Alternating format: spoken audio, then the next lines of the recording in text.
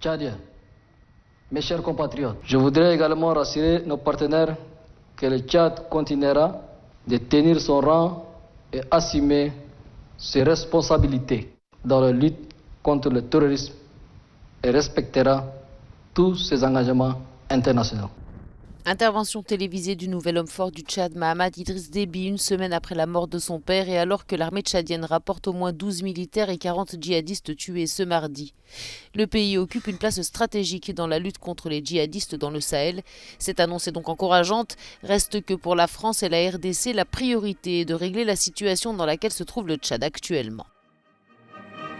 Sur le Tchad, nous avons parfaitement le même entendement.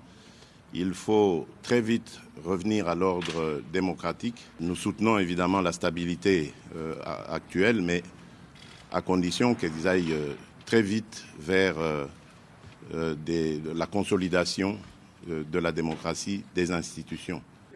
Mahamat Idriss Déby a aussi promis d'organiser un dialogue national inclusif sous 18 mois, une promesse que le président français espère clairement qu'elle sera tenue. Nous appelons au respect des engagements qui ont été pris par le Conseil militaire de transition.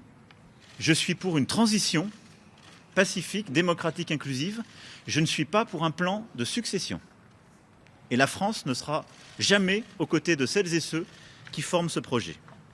Le temps est venu de lancer un dialogue politique national ouvert à tous les Tchadiens.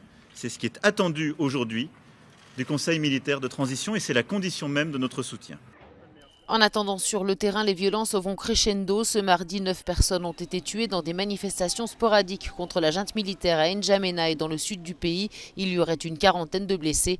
La Convention tchadienne de défense des droits de l'homme condamne un usage disproportionné d'armes de guerre contre des manifestants à main nue.